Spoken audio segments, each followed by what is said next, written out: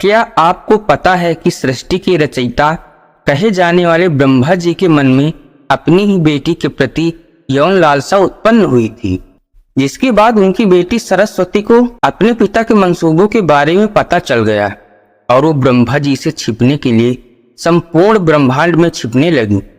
लेकिन आखिर में उन्हें ब्रह्मा जी से शादी करनी पड़ी। मगर सवाल ये है कि सृष्टि के रचयिता के अंदर अपनी पुत्री के प्रति ऐसी लालसा क्यों जागी। जैसे कि आप सभी को ये तो मालूम होगा कि इस सृष्टि की बागडोर त्रिदेव के हाथों में है। जहां ब्रह्मा जी के कंधों पर सृष्टि की रचना का दायित्व है, वहीं विष्णु जी के पास संरक्षण का दायित्व और भगवान शिव के पास विनाश का दायित्व है। जब सृष्टि का विनाश होता है तो उसके बाद सृजन का चक्र दोबारा शुरू होता है। इस चक्र को शुरू करने के लिए ब्रह्मा जी ने अपने वीर्य से सरस्वती को जन्म दिया था। इस बात का वर्णन सरस्वती पुराण में किया गया है। जब ब्रह्मा जी ने अपनी ही पुत्री के साथ विवाह की इच्छा जाहिर की, दरअसल सरस्वती माता की कोई मां नहीं थी। उन्हें ब्रह्मा जी ने केवल अपने वीर्य से जन्म दिया था। विद्या की देवी कही जाने वाली सरस्वती दिखने में बेहद खूबसूरत थी और आकर्षक भी। अब इस बात का अंदाजा इसी बात से लगाया जा सकता है कि सरस्वती इतनी खूबसूरत थी कि खुद उनके पिता भी उनसे शादी करना चाहते थे। अपने पिता के मंसूबों को सरस्वती भांप चुकी थी। यही कारण था कि वे उनसे बचने के लिए चारों दिशाओं में छिपती रही और अंत में सरस्वती आकाश में जाकर छिपी, जहां उन्हें ब्रह्मदेव के पांचवें सिर ने ढूंढ निकाला। आखिर में सरस्वती को विवश होकर अपने ही पिता से शादी करनी पड़ी और उसके बाद सरस्वती और ब्रह्मा जी ने करीबन 100 वर्षों तक पति पत्नी की तरह रहे एक जंगल में जीवन व्यतीत किया और इस दौरान उनका एक पुत्र हुआ जिसका नाम था स्वयंभू मनु।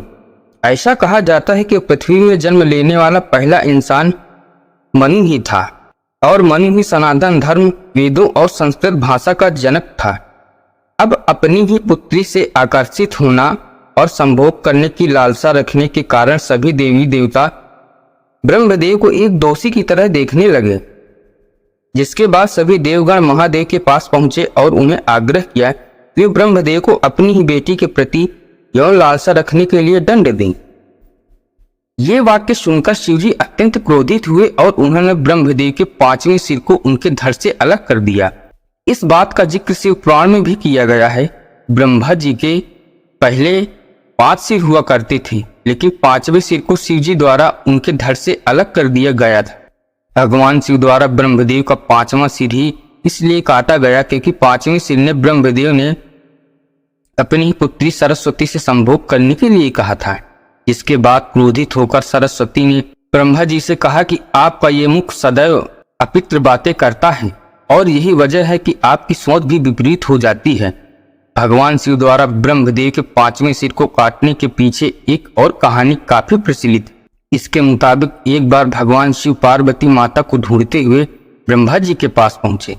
अब जैसे भगवान शिव वहां पहुंचे, ब्रह्मा जी ने सभी मुखों ने अपने भगवान शिव का अभिवादन किया, लेकिन ब्रह्मा जी के 5वें मुख ने भगवान शिव का अभिवादन नहीं किया और अमंगल आवाजें निकालना शुरू कर दिया।